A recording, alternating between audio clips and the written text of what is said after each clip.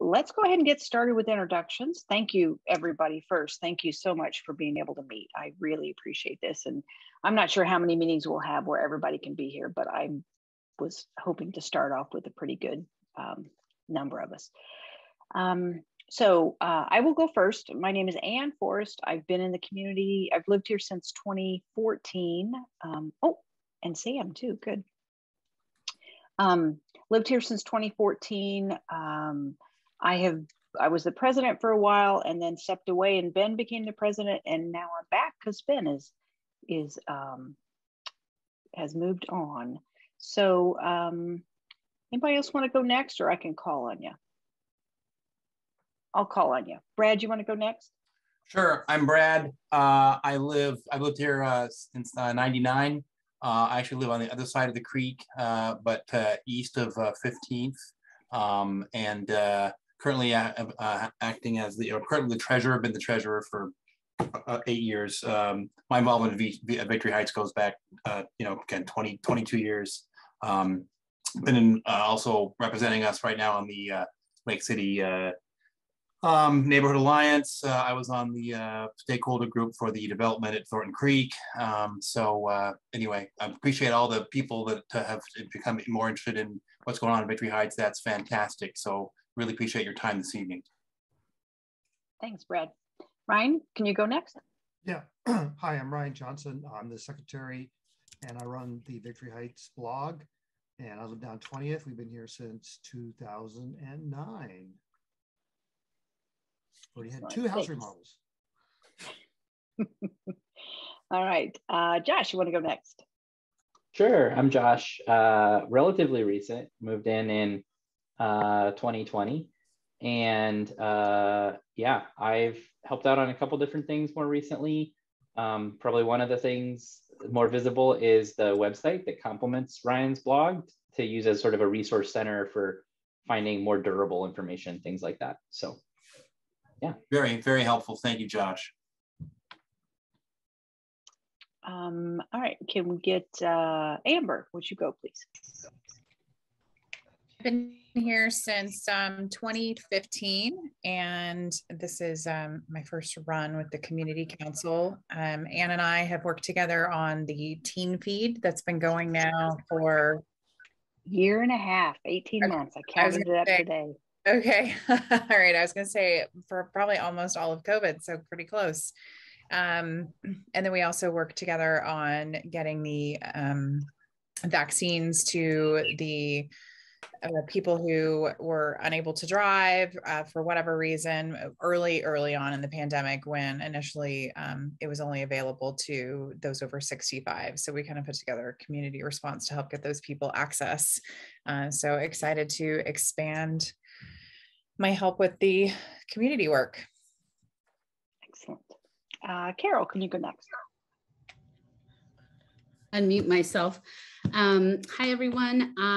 I've been a resident since 2015 in Victory Heights and have only recently joined the council. I've gotten my feet wet in little bitsy things around the neighborhood here and there, but I feel like could probably use a little more help in the community. So I have time. So I joined. I'm going to be the North Precinct Council contact. And that is proving to be very interesting and a really good resource for our community. So I hope to share all the updates that I get through the council. So. Excellent. Thanks, Carol. John, can you go? Yeah, hi, everybody. I'm John Zapata. Let me see, I've lived in Victory Heights for, since last Wednesday. But my husband and I bought the house here. Actually, I'm Ann's next door neighbor. We bought the house here in 2019. I've been living in LA for the last 20 years, but I was raised in Shoreline and went to college here and everything. So now I'm back. Just through talking with Ann and Andrew, learn more about just the neighborhood council and everything going on. And so super excited to get involved and to help out in any way I can. So thanks for having me. Welcome back. Yeah, thanks, John. Sam, can you go, please? Hey, yeah, sorry, I'm no video at the moment. I'm just cooking up some stuff. So, yeah, we've been in Victory Heights, my wife and I, since this is our 4th year, and same house.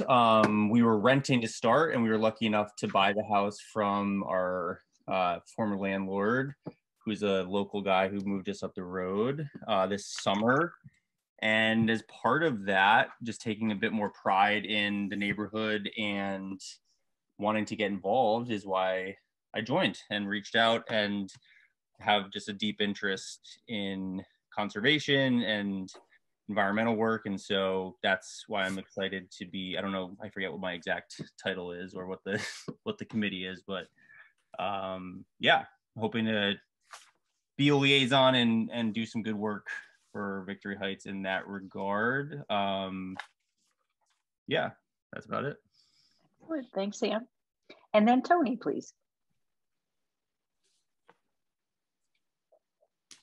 Oh, Tony, you're muted. Oh, I am.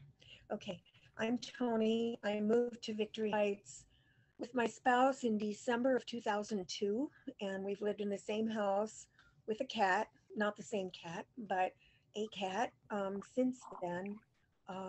I'm particularly interested in, well, I've never been quite sure if we were in Victory Heights because Anne assured me that we are, but I live on Northeast 107th between 15th and Roosevelt. So it's kind of, so west of 15th, west of the main part of Victory Heights. So I felt like orphans sometimes because Maple Leaf does not consider us part of Maple Leaf. So I'm glad that Victory Heights does. I'm particularly interested in the older people in the neighborhood, and we're figure out ways helping to network with the older adults in Victory Heights. And I work part-time as a social worker at a senior center. So I am particularly interested in the needs of and interests of older adults. Excellent. I didn't know that, Tony. Thanks. I think that's everybody. So I'm going to share my, oh, does somebody have something to say? Oh, I don't think I introduced myself. Oh, I'm sorry. Go ahead.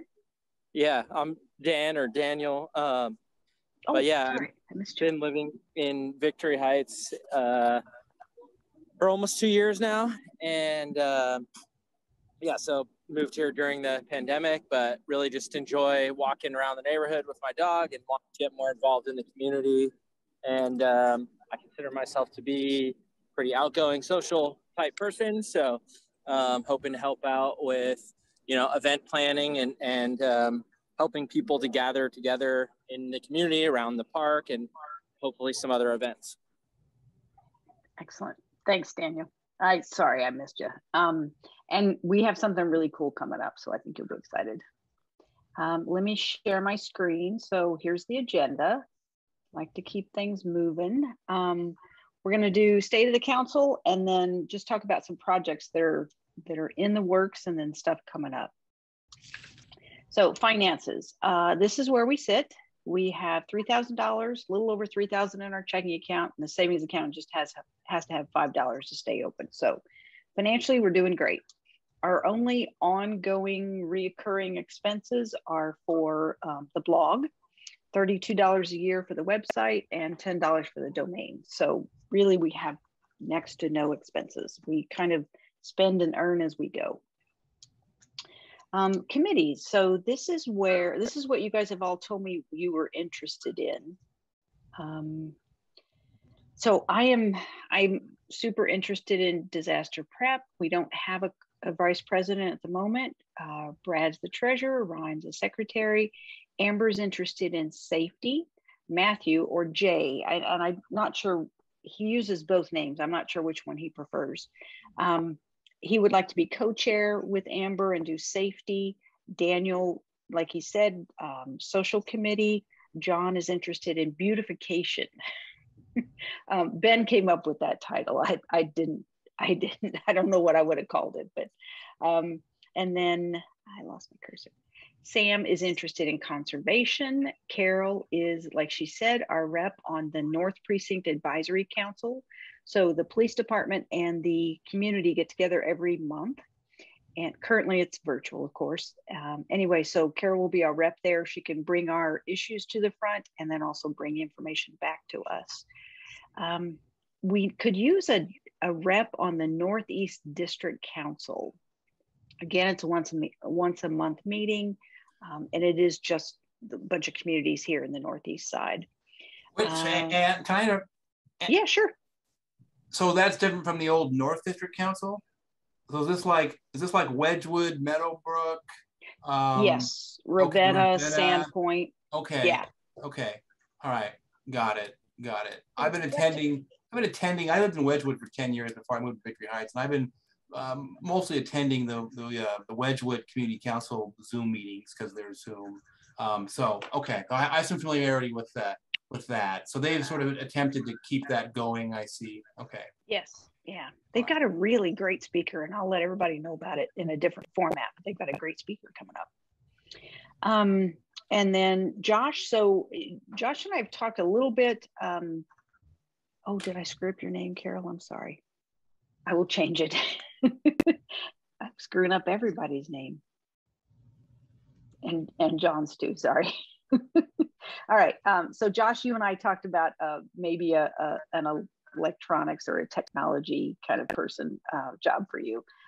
Tony, interested to know that you're interested in the senior folks. And then Karen Williamson, I just texted her. She said she's having trouble with her computer, so I don't think we're going to see her tonight, but she is interested in being on that committee. So this is where we stand at the moment, doing pretty good. I want to turn this over to the safety committee. So that'll be Amber and Carol for this meeting to talk about the abandoned house that they're working on.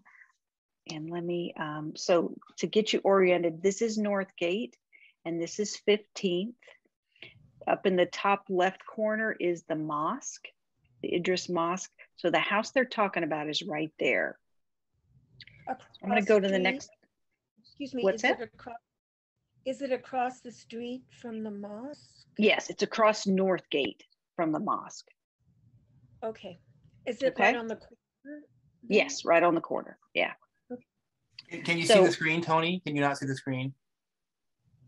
No, it's right on the screen. It's where the star is on the screen. Right. Yes. Oh, I see. Okay. So either Amber or Carol, whoever has the most information, just speak up. I'm going to go through that much. So go ahead. Yeah, it might be me, Amber, unless you're welcome to jump in at any point if I misspeak. So it seems like to our surprise, or at least my surprise, there are quite a bit of resources to support the community with abandoned houses. What we found out, it started with a three-prong approach. We used the Find It, Fix It app. We made several reports there, and that was pretty useful.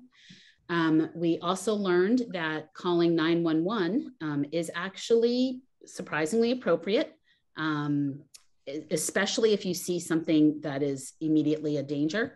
And they did say you could also call the actual 911 if there isn't, because that's the only way they're going to get someone there. But that's on the side. The Pinehurst community, Nancy Rohauser, and if I'm saying her name right, is that how you say her last name? Okay, that's good. She's a wealth of resources, and she's been Pinehurst North Precinct Council. No, I'm going to get that wrong. North Precinct Advisory Council secretary for about 12 years. She helped us out with the house and pretty much the communications. We brought it up in the North Precinct meeting, and we had a lieutenant who actually responded to a report form that we filled out and submitted to the precinct. He went there directly, checked it out, noted it was already boarded up, and marked trespassed, no trespassing. There was no one there. They're going to keep an eye on it. Let me think, what else? He recommended we submit a report to the SDCI, if I've got my acronym correct. Someone here might know what that stands for. Seattle Department of Construction and Inspections. Very perfect. Thank you. So we submitted a report to them. We have a complaint number and we're just waiting to hear back. The main takeaway that I got from that is if you see something and you have a report to make the report. They are more likely to get attention if there's reports on it. The very last thing that they would do is call it a nuisance house, in which case they pretty much they've already contacted the owner in that case. This is not where we are with the house. This is just kind of all the remedies, kind of walking everyone through. They would have a log of reports, would say, okay, this is a nuisance house, and they could actually, the city would actually do something with that house from the owner. Before it ever gets to that point, they would communicate with the owner and seek many different steps of remedies, including fines. Anyone is interested, and I'm sorry, I'm going on a little bit long. There's so many tentacles on this thing. It was a little mind-boggling.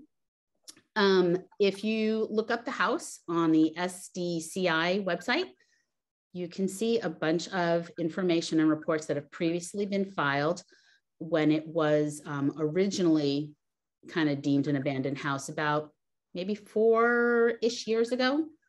So yeah, March 2017 was their first interaction with SDCI. Oh, and there's one more thing I have pending. I almost forgot. The police precinct also has something called an abandoned house program. And they will routinely kind of keep an eye on the house and pass by it and make sure nobody is trespassing, pretty much. Trespassing, living there, doing all the kinds of things like that. So, Carol, a quickly question. Did you get a sense, because this house has been deemed abandoned since, as Anne said, 2017, and eventually this can get flagged as a nuisance house? I mean, we're going on how many years now? So like at what point, what needs to happen? Does it need to be a whole bunch of complaints in a very short period of time? Is that the deal? No, I think it's an ongoing record. What it sounded like to me was an ongoing record of complaints and the owner not paying attention to it. I got the sense from the lieutenant, whose name escapes me, but if anyone's interested, I could sort it out, that we're not there yet. We're nowhere kind of near there, which is why he counseled to report it. If you walk by and you see folks there, call that sucker in. Okay. Whatever's convenient to find it, fix it like you did. The report, which I'm going to check with Nancy Ann to see if she wants to actually have that distributed around. It was unclear to me in the NPAC meeting that I attended if that was actually what they want. There's a couple things in flux with the precinct, as everyone knows, with the city and policing. Things have kind of shuffled and moved around. There was a community group that has been disbanded, so they've got this form to report issues directly to one of the precinct council reps. Carol, do you know what violations are? What kind of violations are they? You can see the reports directly on the SDCI site. I don't remember offhand, but there are things like squatters living there, trash, debris, overgrown vegetation. Yeah. And I think it's important to note that I think the owners don't seem to have a problem just accepting and paying the fines. They've always paid them. And the history on SDCI's website shows that. So I think that's another reason why we really want to see something done with the house, to really heed the advice of just trying to get in these complaints, because right now it seems like they're very content to just paying their $540 every time a complaint comes through. It's odd. I've got to be honest. I think it's really odd. I've tried to rack my brain to think out what are they doing with it, but again, that's out of scope and not my business, just being nosy. So. Yeah, I mean, I almost wonder if they're just waiting for a developer to come in and make an offer. I would speculate that, especially if the house is paid off, it's just an appreciating asset. It's like you know, if every year it's worth more, so why sell it now? Why not wait? I mean, you're sitting on it and every year it goes up. So as long, you know, they're paying the fine, just the cost of doing business. I'm speculating, but that would be why you would just have an empty house, because it's going to be worth more next year and worth more the year after that. It's zoned single family, so there you won't see, excuse me, neighborhood residential. That's the correct term. But it's, you know, the zoning there does not allow for a, you know, any sort of multifamily development, but as a piece of property, it's going up. It's weird though, because I'm guessing that, and I know what you say is absolutely correct, but with the house being completely unused for years, like the pipes must be destroyed, you know, the water, all the wires and stuff. I can't imagine it's actually worth much, except to your point, it's the land. Yeah, it's a tear down. It's a tear down. The property is, I mean, the house itself is worth next to nothing. The property is worth more, and it's just going up every year. So yeah. The house would not be salvaged. It would be torn down, and it doesn't matter. The property is worth way more than the house. No. And the reason this came up, we had a community member complain to us that they were walking by, they get torn up by the blackberries that are always there. There's always trash there. I think we heard there was a fire, like somebody that was squatting there had lit a fire in the backyard. We don't know if anybody's actually in the house, but they're definitely living in the backyard. So that's how it came to our attention. To your point, Anne, the lieutenant said he said the house was securely boarded still. So maybe they've just kind of using the backyard. Okay. So let me go through. So Amber, did you get any response to your police report request yet? You know, that's a good question. I feel like I had filed several find it, fix it things, and I got multiple responses to some of them. I would have to go back and see if I did on this one particular one. Let me dig around and I'll tell you. Give me a minute. Okay. Because what we found out was when you look into the records from the SDCI, it really is just what's going on with the house. It's not, they don't look for people doing illegal things there. So that's why Amber was looking for the police report. Like Carol said, she raised this issue with NPAC and is working the paperwork that way. I drafted a letter to the homeowner. I'm going to ask the safety committee to look at it. It's really softball. I mean, it really is just, hey, concerned about the property, can we start a dialogue? It's not accusatory at all, just trying to talk. And then I've also drafted a letter to the nearby residents just to see if they have any information. Do they have concerns? Do they know the people that own the house? Whatever. And then I reached out to the mosque thinking they might have some input, and I haven't heard anything back yet. So anything else with the house? Oh, I see what you're saying in the chat, John. That's a 59,000. Good gracious. Yeah, that's a gold mine. Okay, then I'm going to keep us moving. So bunch of projects in motion. I'm going to do a lot of talk in this first meeting, but I want to hear from you guys too. So the bylaws is number one. So after this meeting, I'm going to send out a copy of the bylaws, the way they were written and adopted in 2013. And then the working copy that Brad and Ryan and Ben and myself have all played with. I've tried to distribute the work out really well so that it doesn't fall as hard on one person. You know, having done it for 5 years, oh, interesting.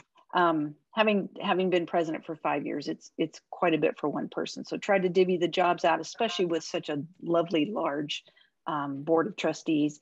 And so I'd like for you to look at the two copies. You don't have to compare the old copy with the new one if you don't want, but if you want to know the history, it might be helpful. So I'll send out both of those, and I'd like for everybody to take a look at them, see what you think. Once the board of trustees gets to a solid place with them, then we would put them out to the community for them to eyeball them and vote on them. So that's coming. Any questions about the bylaws? Do you have like a an overview of like what the goal of the updated, like, is there like we want to add more chairs, we want to change what the chairs do, like what is the focus? Yeah, it'll make sense once you see it. Basically, the mission of this organization is to create a forum so our community can talk to one another. And then everything else we do above and beyond is gravy, like having a safety committee or a disaster prep committee or a social committee. And then there's pretty specific guidance, especially for the officers. It was easier to write for the officers. But there is a paragraph in there about the trustees, not what each individual safety committee wants to do, because you guys can make that up, or what every committee wants to do, but some general guidance. All right, so I'm going to keep going. Like I said, more discussion on the bylaws. Food trucks. So this is something lovely that Ben put together for us before he left. So instead of food truck lunch, we're having food truck dinner every night, 2 trucks each night. Occasionally there's 3. The third one is like drinks or I don't know, dessert or something, like donuts. I think it's coming one week. So 17 weeks, a really long period of time. I'm thinking about closing down the street, and this is what I'd like to hear from you guys. You know, lunch was good. People grabbed lunch. Most people just took it back to their house and ate because, you know, everybody was working from home. But since it's a dinner thing and it's Friday night, I think it's a fabulous chance to get people to sit down and hang out and you know, mill about. So this is, can y'all see the screen? This is where the trucks were last year. So they're parked in the parking lot outside of the preschool. This little dot right here is the preschool. So in the past, in the summers, we have closed down this street to have our potluck. And this is a lovely street because it's shaded. So when it's super hot out, this is a great street. So that's certainly an option. Another option I thought about is this street right here. And frankly, just block the whole thing off from down there at 105th all the way up to 106th. And the reason I would opt for this one, it's very selfish. A, there's more room. B, I have all the tables and the chairs and the speaker system. And it's just easier for me to put, you know, to put it out here instead of lugging it over there. Either one's okay. And we can certainly switch. This isn't an all or nothing, you know, we can do it on 19th Avenue while it's still cooler, but then in the total heat of the summer, we can switch to the shadier side. And it's, the whole street isn't shady. It's just kind of right there by the preschool. It seems to be a bit cooler. So initial thoughts about closing down a street every week, putting out tables, chairs, having music, inviting people to just hang out and have dinner.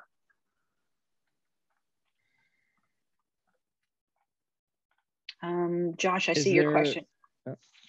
Would we have trucks line up on 19? Yeah, that's what I'm thinking too, is because we had a food truck during Winterfest, and there's just tons of room here. So 2, even 3 trucks, I think would be easy to manage and still have plenty of room for people. And I don't remember the truck, any of the trucks we've had being that loud, but we could easily, you know, stick a truck down at the end of the street and have people in the middle. I'm thinking about traffic diversion. You know, when you closed that for Winterfest, it was 4 o'clock on a Sunday, whereas you're doing this right during rush hour. And I think fewer people probably are using 106th rather than 19th. Okay, I see what you're saying. It's going to inconvenience more people is what you're saying. If you close 19th, because that's going to push traffic into weird places it doesn't normally go. Yeah, I mean, they can get where they need to go. It's definitely going to slow them down. There's not a lot of traffic we've seen, even around rush hour. I don't know what you have noticed, Anne. Not that much, yeah. And you know, I was going to say there's more pedestrians that are coming by, and I think that would be a bonus to shut it down, because Friday, you know, that's kind of a busy time. I think like right after work is a busy time for a lot of the walkers and this is a really busy street for a lot of the walkers and people with another selfish reason, obviously, is that I'm right next to Anne. And I think that right on 19th, it gives, because there's a lot of people, particularly people with dogs, that want field access, that access that field. And so it would give them field access if they, are bringing their dog to the field and want to grab a bite, whatever. Are we going to run into any resistance from the city of trying to shut down a street, as Ryan says? They are encouraged. Okay. They are encouraging play streets. Great. It does a lot of things. It's good for the community, and it also diverts traffic. People go, oh God! Every time I try driving through there, I get rerouted. In fact, the traffic guy suggested we just do random play streets throughout the neighborhood, just to really screw with people, driving through Victory Heights to get from one place to another. And eventually they just get frustrated and they stay away. Yeah, I don't know how many people are actually doing that, but another thing is that they're not really going to, completely prevent cars from going on the street. They're not going to put up Jersey barriers and such. So people who really are determined to drive on the street would be able to drive on the street, I assume. No, not unless you live there. Who's going to enforce that, though? She's got barricades. Unless they get out and move the barricade. They're not heavy. They could certainly move them, but I don't think people would be okay with that. I think there's two different programs potentially. One is the Play Street, which is maybe you could pick every Thursday or something like that, where you close off the street. And there is the random car that does go down there because they live there, because we have one right next to us. But then there's the other one that you see now. I think it's Safer Streets. And they're just kind of permanently closed to limit traffic. I don't know if that's its real project name, the real program name, but it just closed, and they're doing it in Capitol Hill, Wallingford. I've seen it here down by Lake City, around the library area. You can go down there, but it kind of makes you stop and go slower, because hey, there may be kids or dogs, people, or whatever hanging out.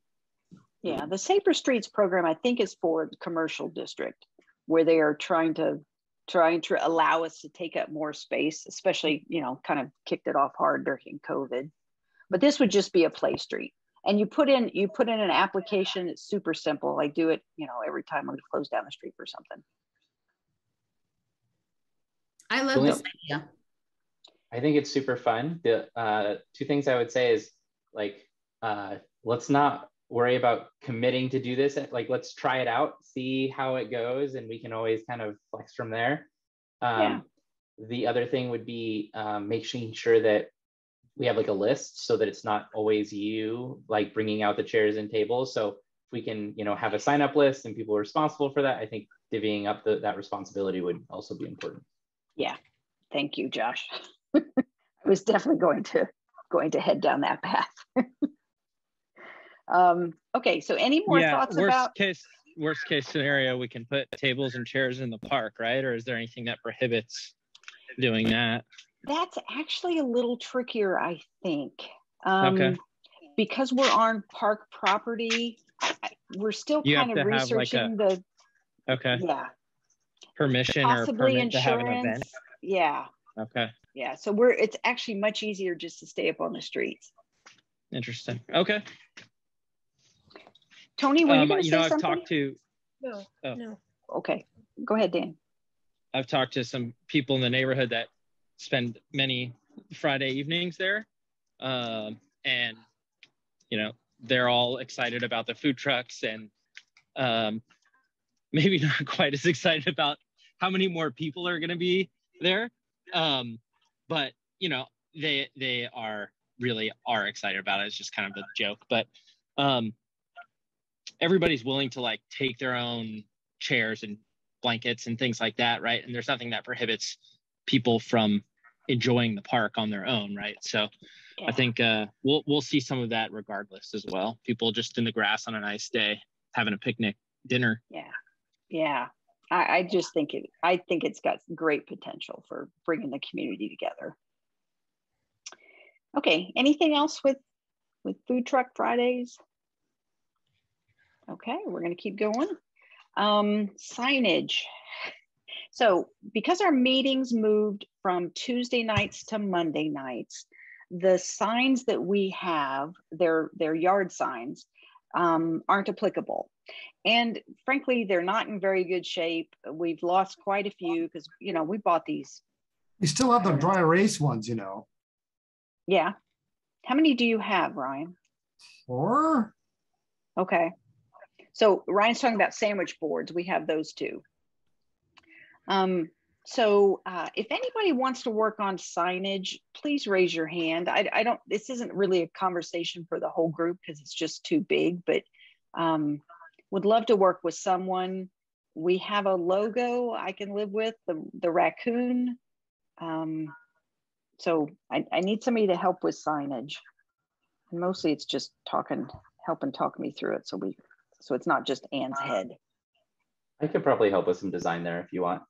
Okay, thanks, Josh. Excellent. Okay. The other thing I'd like to figure out how to do, and if anybody has ideas for this, please speak up. I think one big sign that we put up before every monthly meeting in the park somewhere would be helpful. Something big enough that you see as you drive by or if you're in the park. But a lot of times those little bitty signs, the little yard signs, don't really get much attraction. So, you know, I'm thinking about like a banner that we put up on the tennis court or something. I don't know. Just if anybody's got ideas, happy to hear them. All right. So a welcome video. So we have a welcome aboard packet. It was designed a while ago. It's very old fashioned, and it is in print. Yeah, Ryan's got one right there. Kind of hard to see with his background making everything disappear, but it's like 14 pages front and back, 28 different, basically 3x5 cards that are in there.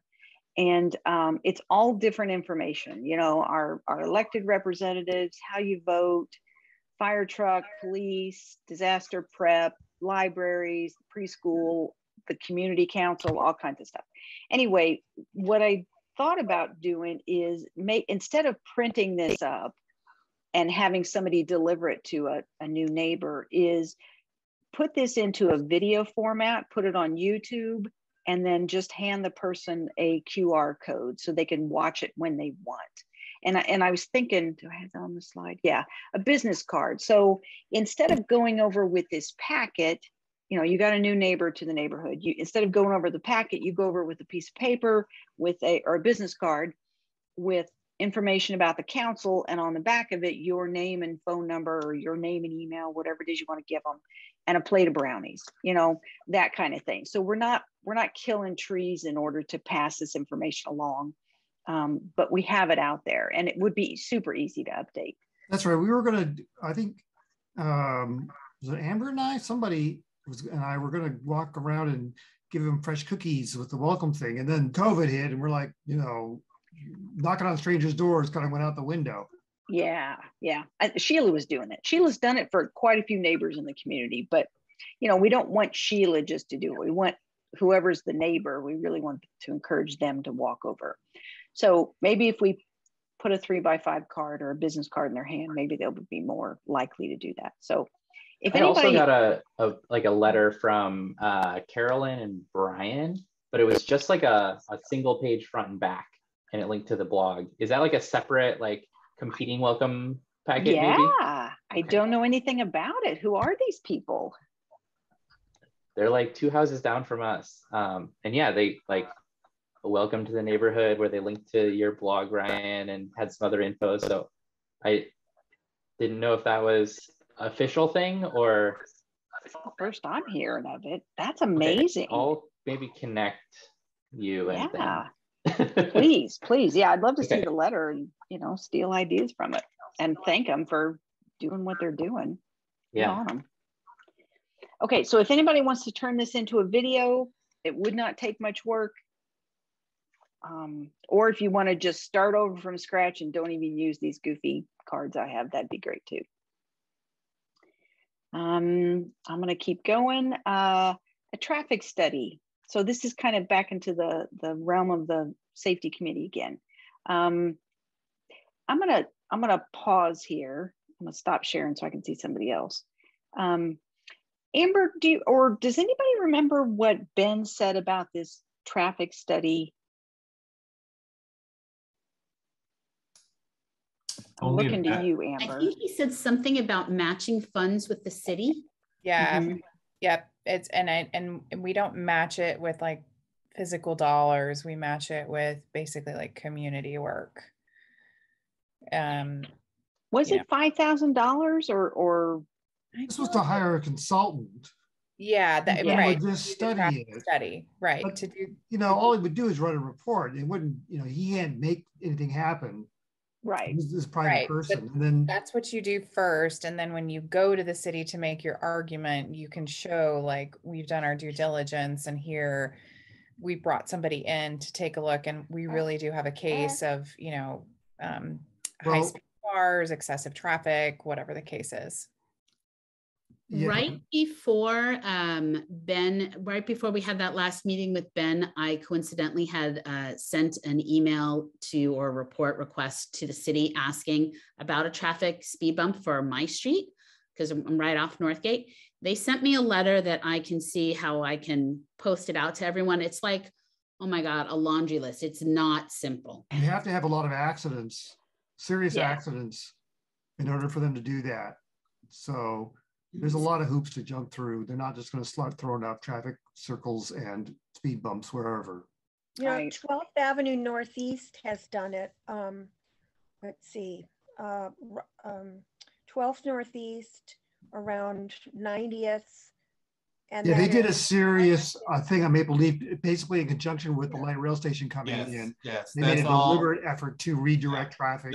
That is an officially designated greenway because of the light rail. So that's a whole separate process. Special process. Yeah, that's not going to be applicable. I don't think, highly unlikely in our area. Yeah. Okay. I think one of my main questions was, do we have to know how much the study cost before we apply for matching funds to go forward with it?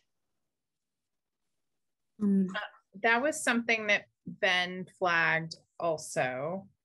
I'm trying to remember because it was one of those like chicken and egg things, right? Like, okay, we're supposed to apply for this, but we need to know how much, but we don't know how much until they come out, but they can't come out until we've applied. They won't give you a free quote? I have this, guys, from the DOT. It says, basically it's the first thing is like, yeah, we know. But then it goes, we suggest applying for Neighborhood Matching Fund, NMF. The NMF program provides matching dollars for neighborhood organizing or projects that are developed and implemented by community members. Core to the fund is the community match, which requires awardees to match their award with contributions from the community, such as volunteer time, donated materials, donated professional services, or cash. And then it goes, there are two funds. I don't want to bore everyone, but there's a bunch. They went through it all. I'm happy to send this out. Should I use an email alias, Anne, or what's the best? Send it to me and I'll get it out to everybody.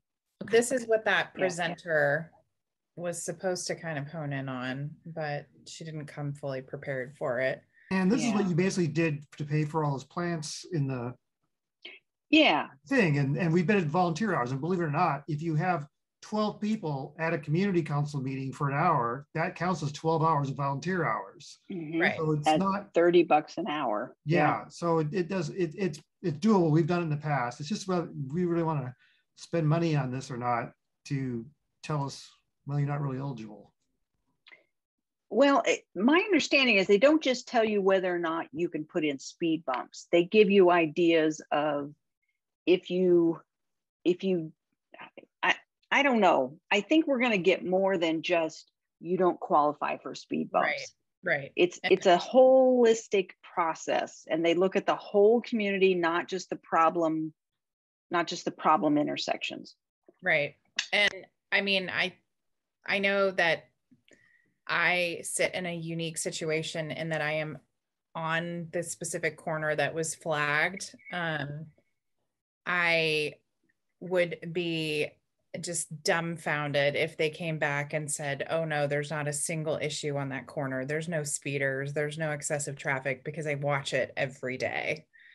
So, you know, I hear the concern about the money and all of that, but like what I would really hate to see is the community to just be like, just walk away from it because there's an assumption that we're not going to get what we think we're looking for. I mean, we don't know what they're going to say, right? So if we're able to apply to the city to get something to match, and all we have to do is put in a little bit of man hours, and 12 hours exists right here, then what, you know, no harm, no foul, right? Yep. That's my thinking. I would like to see the study done, because we're just not going to know if there's anything we can do until we get an expert out to study, you know, like I said, the entire neighborhood. I have a what I think is a good feasible idea for a neighborhood matching fund. If I can, John and Amber and Carol too, if you want, but I'm thinking safety and beautification.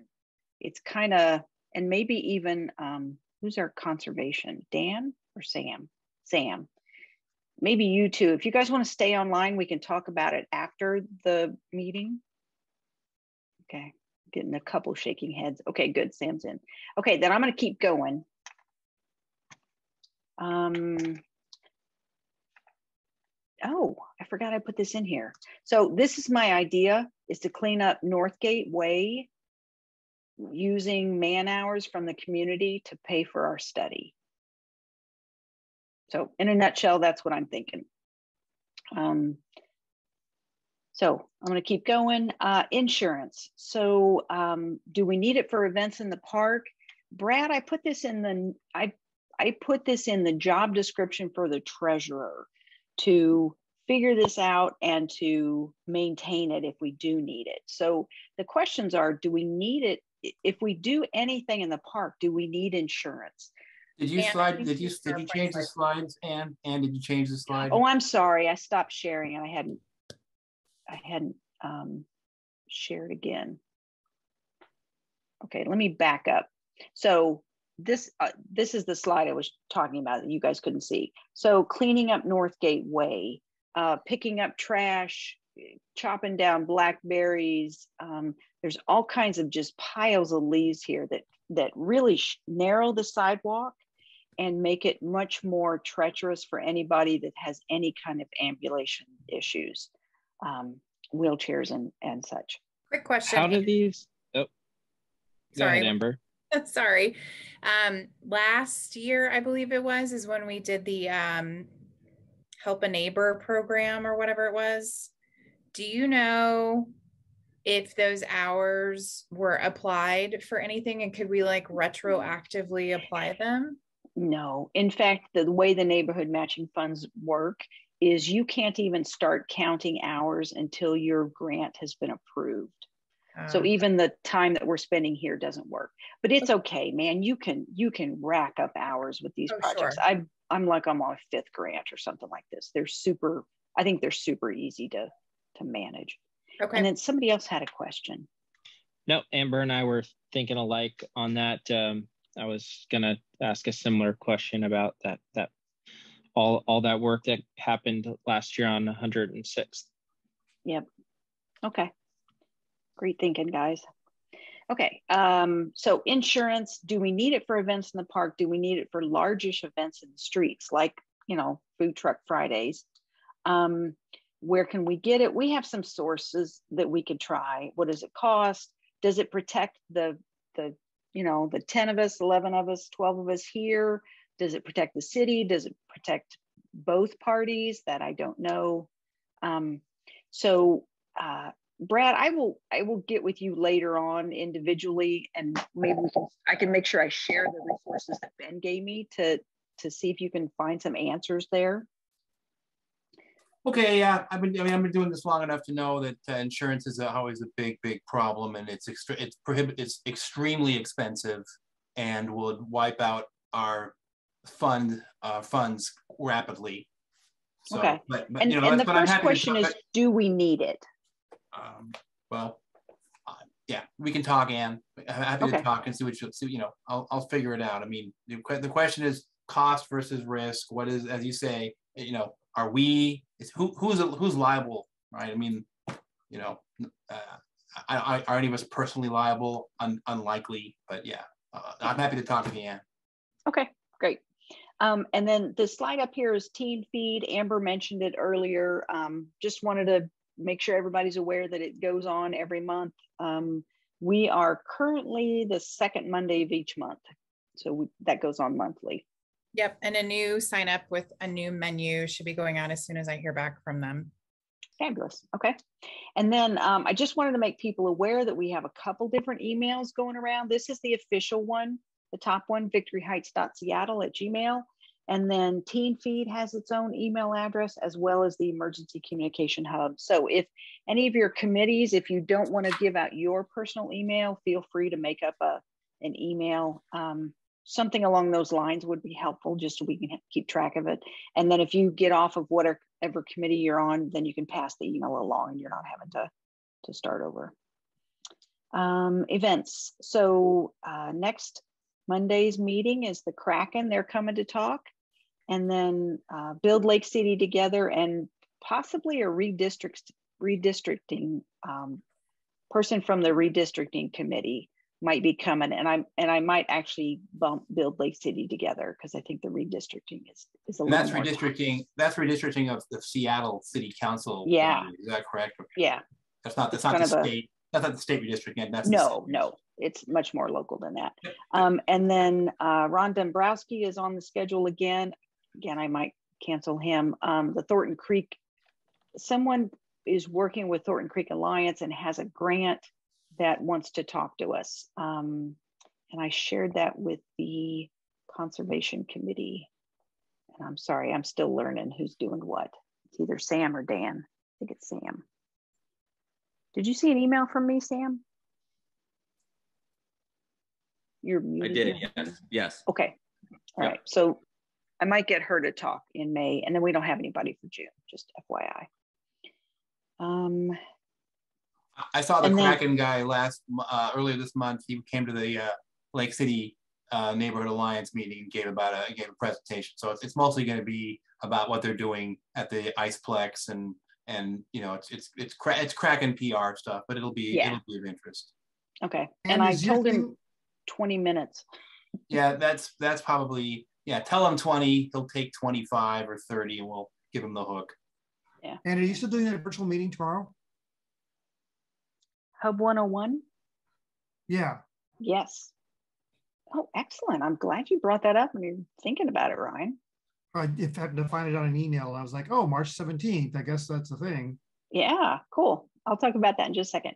So April 30th, the Disaster Preparedness Committee, which is kind of me and two other people in the neighborhood, plus one that's outside of our neighborhood, but incredibly talented, works in the field. Anyway, we're doing an urban survival skills fair, which is really just like teaching people how to sanitize water and how much water you need to store. What do you do when all the water pipes are broken and your toilet doesn't work? So emergency toilets, how to turn off your gas, how to handle your electricity, all that kind of stuff. So we're going to do that, as well as a hub drill.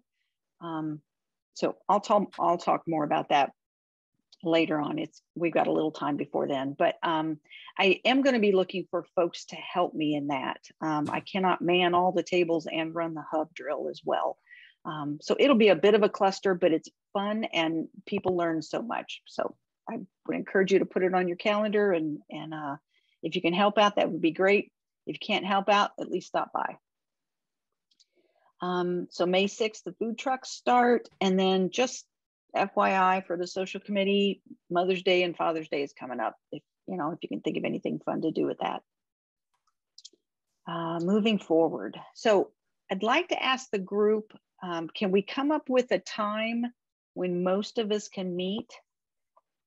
I'd like to meet at least once a month, definitely not more than that, but if we could get together once a month, that would be great. And then I'll just kind of reach out to different committees outside of those times. But do Monday nights work for most folks?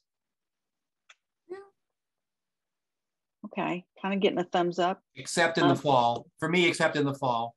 Okay. So let's shoot for them. So the community meetings are the third Monday of every month. So let's shoot for the first Monday. And I will send out invitations for that. And we'll see how many folks can make it on a regular basis.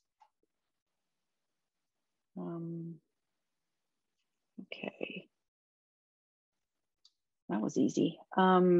So if you're having committee meetings, feel free to include me. It's the only way I can keep up to date with what's going on. If I can make it, I will. If I can't, I'll just reach back and keep myself up to speed later. Homework for the group here. Read through the bylaws, come back with questions or concerns. That's it. Cool. Anything else on your guys' minds? That was a lot of me talking. And I have a quick question. For the safety committee, because it could potentially teeter into some sensitive situations. I mean, the abandoned house is not super sensitive, but when we're dealing with like a complaint from someone in the neighborhood seeking us out for help, how do you want us to handle that? Because in all up, we're coming forward as a representation of the community council. But I understand that you're not here to like micromanage us either, but you know, like how involved do you want to be? Do you want us to take it to like any kind of a broader group? Or do you want us to just like go rogue and handle it and then fill you in later? What is the best way about handling that kind of stuff? You know, Amber, I think as long as you just CC me, I'm comfortable with you guys just taking the lead. Okay. If I see anything that scares me, which there's nothing that's going to scare me that isn't going to scare you. And I say that because I know you, Amber. Right. A lot of the other folks on the screen, I don't know as well, but so as long as you're being a reasonable adult, I have no problem with letting you go forward and, you know, conquer, and just CC me. And if I see anything that scares me or anything, you know, I want to throw to the officers or whatever for a second look, I'll step in. Okay. Sounds good. Same thing for all you guys. You know, we're all intelligent adults. Just keep me informed and yell if you need anything. Otherwise, go forth and conquer. What else, guys?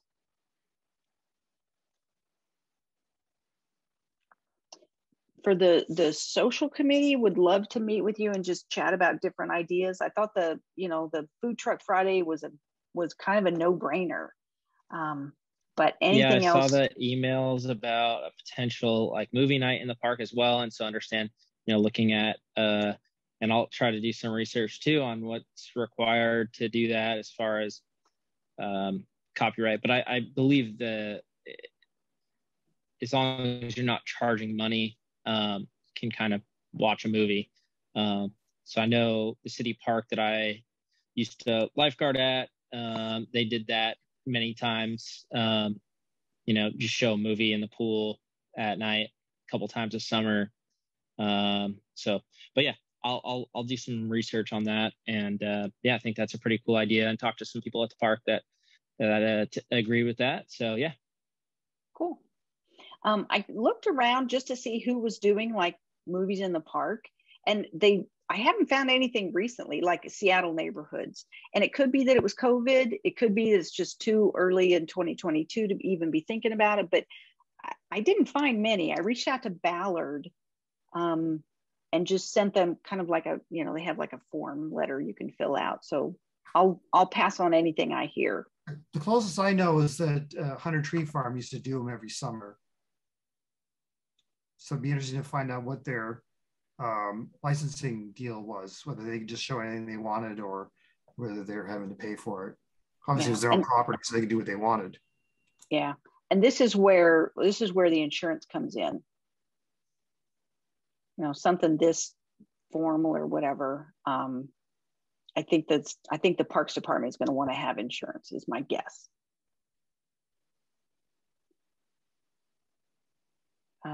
Okay, yeah, I'm seeing I'm a semi-intelligent adult. Yeah, electricity is kind of difficult over in Hunter Farms. I'm sorry, in the park, just because of electricity. We don't have access to just running an extension cord into the preschool. It's a little tricky because the preschool shuts down in the summer. Our ability to access the building gets much more difficult. It's not impossible, but it is definitely more difficult. Okay. Yeah, I've got a couple ideas for that. I know Mark, who lives right on the park, and Scott as well is also right on the park. Yeah. I'm sure either one of them wouldn't mind. Plus, I'm working on a little project in my garage here to have an inverter with my power tool batteries. So as like a little emergency backup power for some stuff in our house if the power goes out. But yeah, so I think there's a few options there. I don't see that as the biggest hurdle to overcome in this, for sure. Yeah, it's really just permission to do it, and the street's an idea too. If we have hurdles being in the park, then maybe we close down a street and show a movie there. I mean, I showed a bunch of movies on my garage for Halloween. Private people property in my driveway. Private property. Yeah, exactly. Yeah. Another challenge to think about with movie nights in the summer, of course, is it doesn't get dark until pretty late at night. Even in the early part of the summer, it's not going to get dark enough to really do much until 8:30, and then by the time you show a 2-hour movie, you're kicking it pretty late. Yeah, the idea was maybe August and September, to do one August, one September, something like that, where it wouldn't be too late for it to be dark. But yeah. And now, are we taking an official stance as a community to send to Washington about daylight savings and the 9 a.m. sunrises? We're not taking any official. We're not taking any official stances on anything. What's your stand, Sam? We don't take official stances. I honestly don't. I don't think about it too much. I'm not a morning person, so it's kind of okay by me. But yeah, it's an interesting thing going on. I saw a graphic this morning that made me double take, where I was like, January 1st, our sunrises will be 9 a.m. And that was, wow. Yeah. Simple math. It's simple math. Yeah. Add an hour. It's not difficult math. People don't like touching their clocks, it seems. Really a thorny issue for a lot of folks. We could talk about this for an hour. I think we're digressing. Amber put something in the chat that says you cannot show a movie. Yeah, I saw that. Regardless of whether admission is charged or not. So I don't know whether we have to abide by those rules. I mean, you can. You just have to get a license, and that is from a licensing website. So I mean, Dan, I can drop it over to you. Yeah, I just would hesitate if we're going to be doing it in a public park and advertising. Yeah. You gotta be smart about it. This is a little too visible to slide under the radar, I think. I wonder if there's anything kind of like they do with songs with public domain, or if there are public domain movies, but they're not made in the last 30 years. Nope. Too old for anyone to be interested. Okay. Well, I was going to ask the same question about music. I mean, if I'm strumming my guitar in the park and I'm singing a Beatles song, am I going to get sued by someone? But if I step out onto the street, I'm okay. Like it's ridiculous. Yeah, you're right, Sam. No one's going to enforce that. Apple Records isn't going to stop by it. Yeah, I mean, it's No, the rules are different for music actually, because as long as you're like just covering the song and you're not like spinning off and doing something different. If you're performing their song as it was written, there's no licensing required. I did look into the what Amber said, and it looks like getting a license to show a movie publicly is pretty easy. Just requires a simple email. There may be a nominal fee. Yeah. So I'll do a little bit more looking into it, but it does sound pretty easy. I think it's just reaching out to the motion picture company that holds the license for the movie. Exactly. So some legwork, but not that much money. Excellent. Okay. So let me wrap up. I'm gonna talk to Josh about signage. Josh, you're gonna get Carolyn and Brian to contact me. I'm gonna send out a reminder about first Monday meetings. Anybody else got any homework? So we have our full everybody's invited meeting this coming Monday. Yes, Monday, And- March and then 21st. Have we tested The the link? next meeting would be April 4th. Yes, that is correct. And Brad, they're a new link from my account, so they should work. I can't imagine they won't.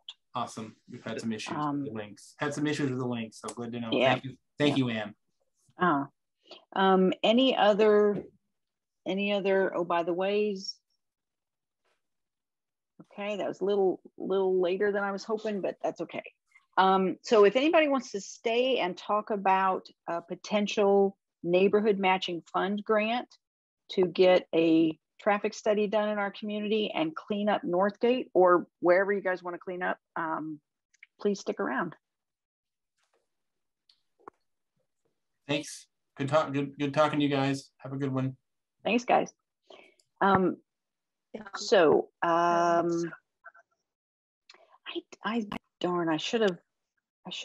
have taken pictures for 2 weeks now of Northgate, because on either side of the sidewalk, man, on either side of the street, the sidewalks are really narrow. I mean, they're wide sidewalks, but they're so narrow because everybody's plants have grown into it, or there's leaves that are just stuck there. And man, when it's wet there, it's so slippery. So my thought Or there's was, thorns that grow in the summertime too. It's when I'm walking my dog, I agree. It's bad. yeah, I looked at today. There's a website called Adopt a Street. Website. Yeah, it's a program called Adopt a Street here in Seattle. And there's actually someone who is responsible for Northgate from 15th Avenue all the way over to Lake City Way. His name is Otto, O-T-T-O, and his last name starts with a G. Never heard the name. Haven't ever seen anybody picking stuff up. So I'm not sure. I think it's fair to say it's not being done. So you're talking about Northgate on both sides of the street? Yes. Okay. Yeah. Would we be able to even cut away people's, you were saying that stuff gets overgrown. Why would we be able to just go in and start cutting yeah out? I think if we're just clearing the sidewalk, I'm not talking about like taking down trees or anything like that. But if it's, I got you. But even bushes or blackberry, I mean, if someone says, no, I like to pick that, or whatever, you're gonna. Yeah, it would take a little bit of coordination to go, hey, during this time frame, we're going to come through. Our plan is to come through your neighborhood or come through, outside your house, and we'd really like to clear the sidewalk, and this is why. Do you have any issues? Okay. So it would be kind of asking permission ahead of time, or maybe in that day, which I'm okay to coordinate that kind of stuff, sending out a letter, return receipt requested or whatever, and going, hey, give us permission to do this. Okay. And then keeping that on file. See. Can I jump in just for a second? In terms of cleanup, interestingly, this may fall out of the official purview of Victory Heights. It might be Meadowbrook or Wedgwood or whatever, but just across, and I don't know if anyone's noticed this, but I walk my dog often over to Meadowbrook going, I don't even know what the name of the road is. Let me look it up so that's helpful. Right across from the Le Schwab and next to that liquor store, there's the road that kind of goes down. Yeah, goes down by the tool library. Yes, exactly. And right at the top there was an encampment that there were some folks living there. I want to say for maybe about 6 months, and it looks like there was a fire. Something happened, and so I've been wondering about cleaning that up myself, because that's actually technically in the Thornton Creek watershed, and so who knows what's in there or whatever. It's also just kind of ugly, and I'm wondering if even that kind of stuff invites more of that kind of stuff back in. And so it's definitely something that would not be as attractive of a thing to rally the troops to do, but I didn't know if you knew anything about how we could organize that, or I mean, I can look into this, or if you've done this before is basically my question, or if you know how to kind of flag that. I'm fine putting a hazmat suit on and going in myself and kind of picking through it, but yeah, Sam, my initial thoughts are do a find it, fix it. Okay. Because that does not sound like something that anybody that's not trained and frankly insured by the city ought to be clomping around in. I'd hate to see somebody get stuck. So yeah, definitely find it, fix it. Anybody on the call, if you're there, put a find it, fix it in, and they'll get it cleaned up. They're really pretty good about that. As long as there's not anybody there right now. There's definitely no one there, and there definitely hasn't been anyone there for probably 2 months now. Yeah. Okay. Yeah. Very nice. I was going to show a screenshot. This is one of the many photos I've taken. So you can tell this is, half the sidewalk is taken over with this. So I don't think that kind of stuff we need to ask about. That's my guess. So that's kind of what I was thinking about, was trying to clear those sidewalks. And there's so much litter down by the Arco gas station. That thing is all right there, is always a mess. And that's where I'm thinking we ought to go to, is that Arco gas station, which is Roosevelt. And Anne, sorry, I stepped out for a second to go to the restroom. You mentioned the program for keeping the city street clean. I know that they will provide you all the stuff that you need and to clean up, and I think also for the disposal of it. Yep, they do.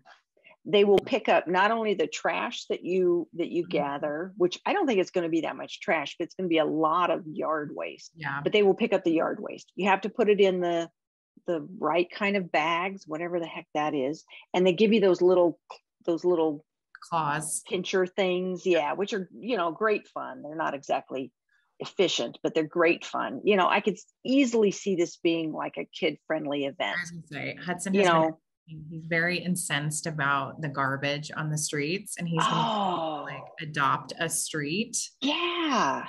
And God bless him, it's about the last thing I need added to my plate right now. Yeah. If it's a community thing, I can definitely get him involved. Yeah. I think it would be very, not easy, but I think it's very, very doable. Okay. Yeah, they give you like reflector vests and all that stuff. Yeah. So you do a sign up so that we can only, this is the time period and this is how many families we need. Or you could say, we need six people on this block on this day, sign up and do it, that kind of stuff. There's lots of different ways to organize it. Okay. So if we're going to do it, it sounds like we need to apply for the community matching. Mm-hmm. Okay. So I'm assuming I can on. What was that? I can take that on applying for it. If someone knows the link or wants to just shoot me the link, I'm happy to do that. Okay. Happy to send it to you, Sam. I think it's pretty intuitive. Some people really struggle with it, but I think it's pretty easy. Setting me up for failure here. You're a smart guy. You'll be okay with it. One of the harder things is every person that comes to clean up, you have to get their name and at least their email address. And sometimes that's tough. But if they've all signed up online to, and picked an hour or 2 hours or whatever to work, then you've got all that information. So it's not so difficult to dump it into the grant. But actually, I think you have to actually type it, but that's okay. And all of the equipment, and I'm assuming there might even be like, vests or something, traffic vests, we would get that equipment, or I would pick it up or someone would grab it, and then we would move forward after that. Yeah. Okay. Yeah. So I kind of would like to adopt a street. Like, I don't think you adopt a street one time. I think you adopt a street and it's yours until you throw up your hands and say, I don't want it anymore. So I think Victory Heights ought to just adopt Northgate, where it goes through our community.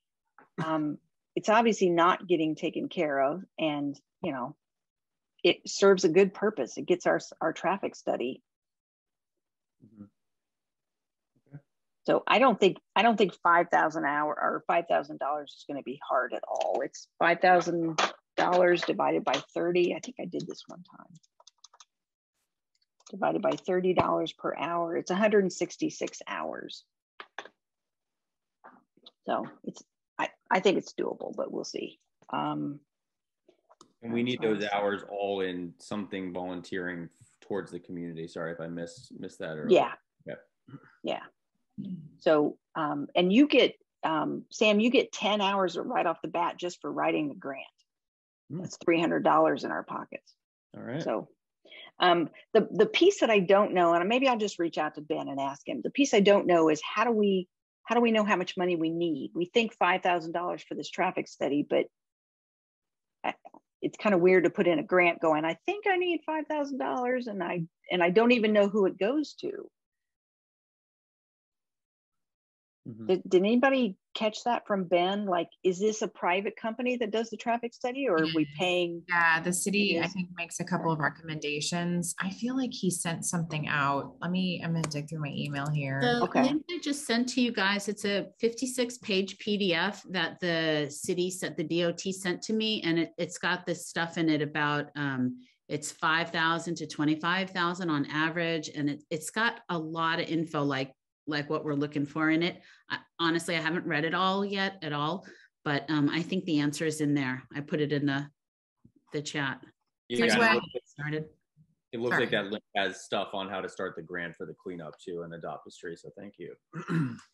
Here's an email that Ben sent to a small group of people in December, and Anne, you were on this if you feel inclined to email, but he says this is after that terrible presentation by SDOT. I'm going to just go ahead and say it. Yeah. You're among friends. The takeaway was here. I'm going to just read this little paragraph quickly. He says, in the medium term, the Victory Heights Community Council would support anyone pursuing a small grant, such as the up to $5,000 Small Sparks grant to fund a traffic study of Victory Heights. The first step in this would be contacting the Department of Neighborhoods to work to get a quote on what the study would cost so that we'd know how much grant money we need to pursue. While the intersection at 19th, 105th, and 20th was a focus of the conversation in December 6th special session, SDOT's data, May 2021's neighborhood survey, direct emails to BHCC, witnessing an aftermath, that there are numerous other locations that need attention throughout Victory Heights as well. Pursuing a holistic home zone approach via a community-wide traffic study would be in the best interest of the community as a whole. So I think, we can pursue those questions when we reach out to the Department of Neighborhoods to find out if we get a traffic study. Is it like a flat cost and they'll do our entire neighborhood? Is it they'll do 2 intersections, 5 intersections? It's a cost per intersection. Those are all questions that we just need to find out. Okay. I will email the Department of Neighborhoods and ask them who's the point of contact and start getting some answers for that. That's helpful. I had no idea where to go even. You want me to wouldn't have guessed DON. Forward this email. I'll just send it to Victory Heights .seattle.gmail. .seattle@gmail. Okay. I will send that right now. Okay. I've got to jump off, but I will look into the grant for the cleanup stuff and I'll just get going on that, I guess, right? Okay. Yeah. Excellent. Yeah. And Sam, I've written a bunch of these. Please yell if I can help. Absolutely. Thanks so much. Okay. All right. Thanks, Sam. Anybody else got anything? John, you've been super quiet.